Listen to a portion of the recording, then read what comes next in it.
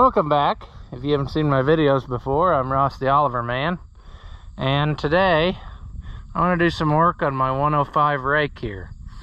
It became obvious while watching the footage and seeing it in action that the wheels were just not at the same level. They were kind of all over the place, and I think the reason for that is these old springs are just kind of sacked out. Some of them are worse than others.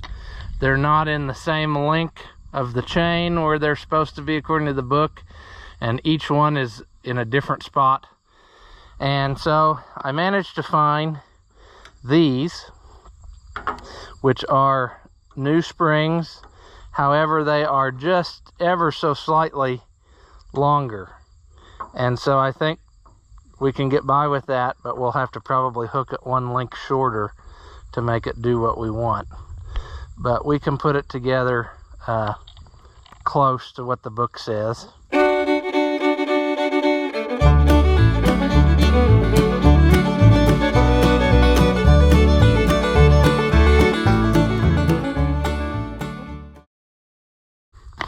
If you look at the book, it shows you how to adjust it. And the front chain is different. The front chain, as you can see, I got new chains, is supposed to be 28 links, and the rest are supposed to be 23, I believe is what it said. And so when I was looking at this, my other chain is pretty well done, so that's why I went ahead and got new chain. So we'll swap that out, and then also I have something else that we can put on. And the other thing I found was these, which through no small miracle, I managed to find several of them.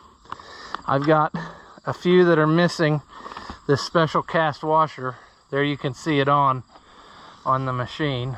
So I've got enough to put mine together, and I've got a spare or two. So hopefully that will make a difference too as to how the wheels ride, and it'll keep the, everything the way it should be. It'll look nice. So I'm happy about that. I really can't believe that this piece was able to be found, but that should make it back the way it's supposed to be. So let's get started on chains and springs. Well, this front one, I already got it partway loose, but we need to get this bolt out of this bar that raises the raking wheels.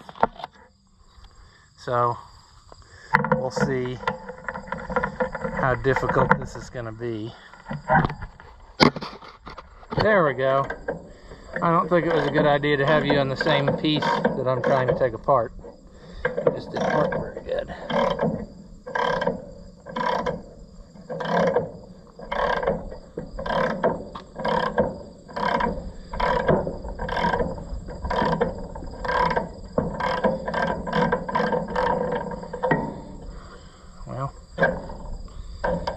Got that part loose. Now the question is, how tight is it stuck inside of the tube? There we go, maybe. There we go. Come on.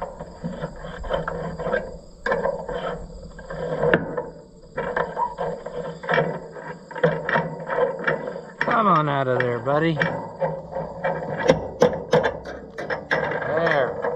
Alright, the book shows us what to do, and we need to, for the front link, let's see, where is it? Okay, the chain must be bolted with the crank arm in hole. That makes sense. Mine were in the top hole, I believe, of this crank arm. Yeah, because I have, figure hole number 1 is for 48 inch and hole number 2 is for 40 inch. So we have the bigger ones, so we are on the top hole. The spring is hooked through the second link with the hook down as shown, and run the chain through the spring. Okay, so we bolt it to the wheel arm first, and then the second link is where it gets hooked to. Starting at the opposite end of the chain, count 5 links and bolt the 5th link to the lift rod. Starting with link, count 3 links and hook the spring in this link. The same procedure should be used for the front, except that starting with link 3, figure 6, count 8 links and hook the spring in this link. Oh, and then at the end we'll see if they're not in the same plane, then we use a different link. So if we're going to hook the chain 3 links, I wonder if, because of the longer spring, if it's going to be 2 links that we would hook it in instead of the 3rd link. Count 3 links and hook the chain in this.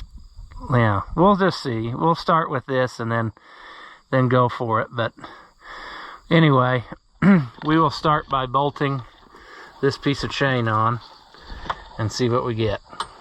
Okay. Now, I did not remember to get enough hardware, I don't think. So I might have enough short bolts, but I'm not sure if I have enough of the longer ones to go through the tube, so we may have to reuse some stuff. And the one I pulled out of my pocket is the round one, naturally. Put this through here like so.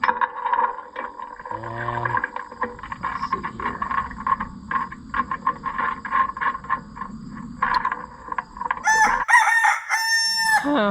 let's see here. Let's see here. Okay.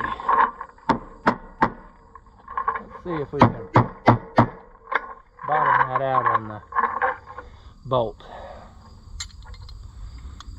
And then we'll film a very nice shot of my arm instead of what I'm actually doing.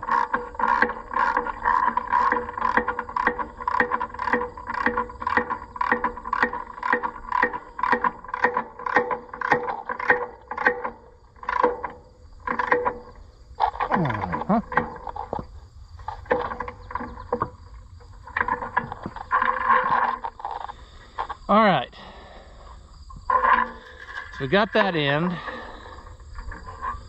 Now, should we put the spring on first? It said to hook it in the 2nd link and then put the spring through the chain. So the 2nd link would be this one. Down here on this end, we are supposed to count 5 links from the end. 1, 2, 3, 4, 5. The number of the day is 5. I think it said, and bolt the chain in this link. And they were like this. Now the question is, will this go through? There we go. Maybe. I don't think we're where we want to be quite yet.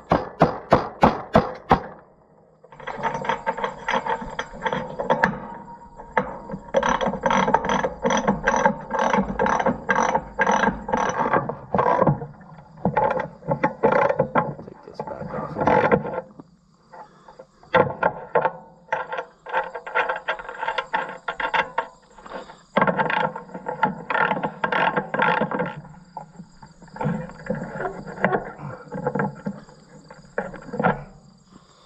There we are. Okay, now the book says to start with the link we bolted, and for the front wheel only, count 8 links.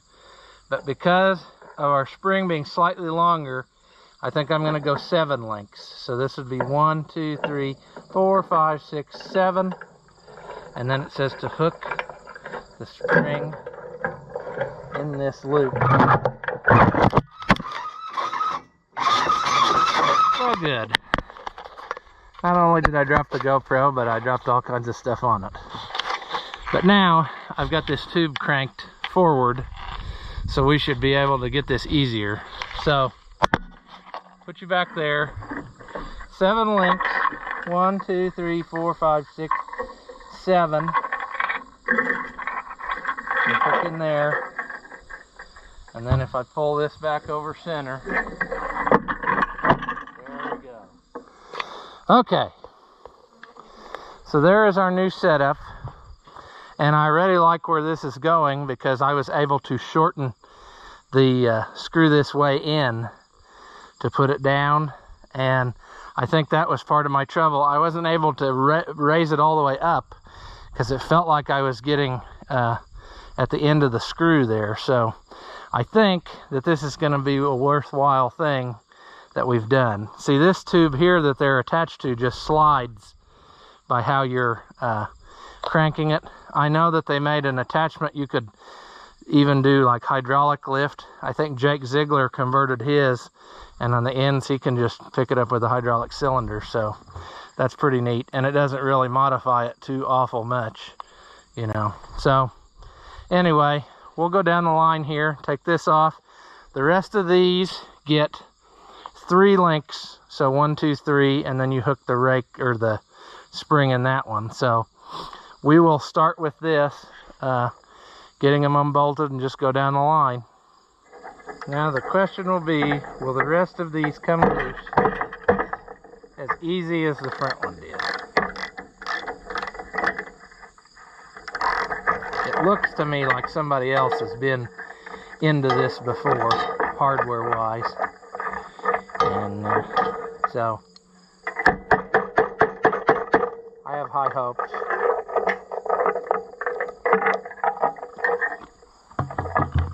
I don't know that Grandpa looking down from heaven would be happy that I'm using his ratchet as a hammer, but that's the way it is. No matter what tool you have in your hand, you've always got a hammer. So, can we get it? Oh, yes, we can.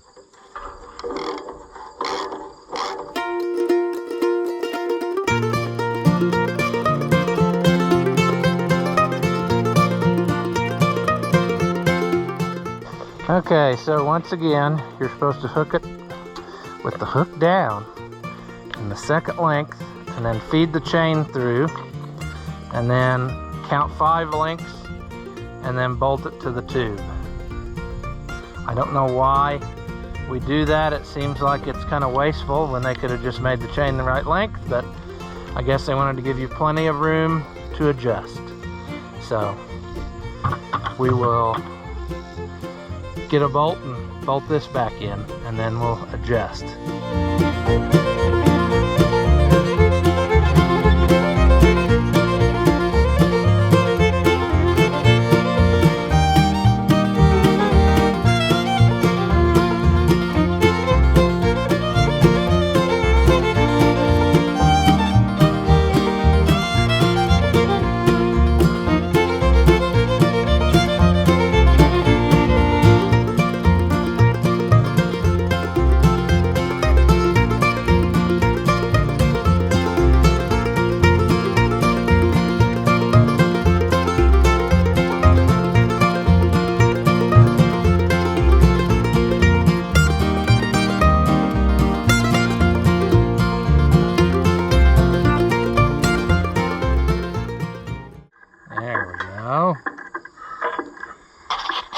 Now you wonder why I'm doing this? Take a look at that one. I think that chain has seen its last days, and I'd just as soon fix it before it breaks. So that's part of the reason why I decided to go this route.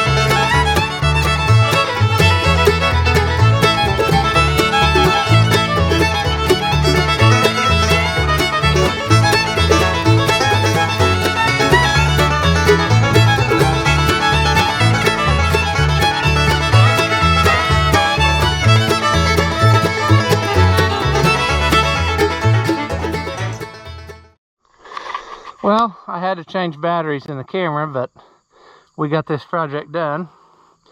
We've got all new springs and chain. And the nice thing is that now you can actually raise it up and the wheels are off the ground. So I was having trouble with that before. I couldn't get it picked up high enough. So I think we're in business here. Next steps, I guess I should say, I also got these put on. I need to get a 1/4-inch roll pin or a cotter pin for this. I didn't have quite the right size.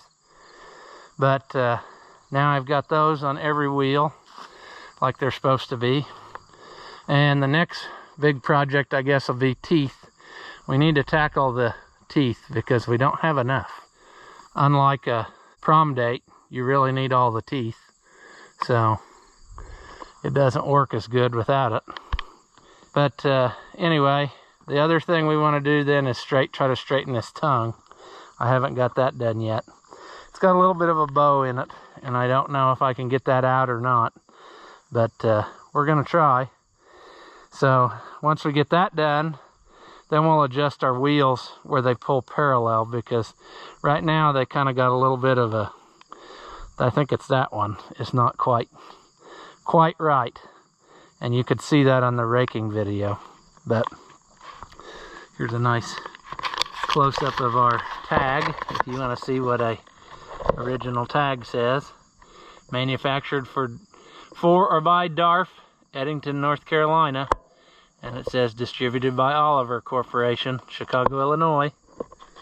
So, that being said, we will get some more parts ordered one of these days and probably get back on this sometime. I'd like to paint it too. I think they look sharp when they're all painted up. And I want to try to experiment with making new wind guards out of maybe some poly sheeting or something so that they last forever.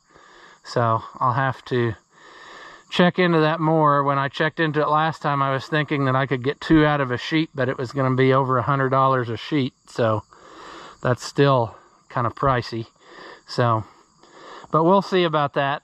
Cosmetics is the last step of it. Just getting it more functional is the first thing to do.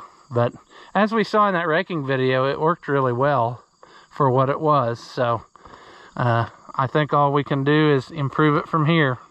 Well, as always, folks, if you enjoy the videos, give them a thumbs up. That really helps out the channel. Leave a comment. Subscribe if you haven't already. All that stuff really helps us out on YouTube. And then we can keep making more Oliver and White themed videos. As always, thank you for watching, and I'll see you in the next one.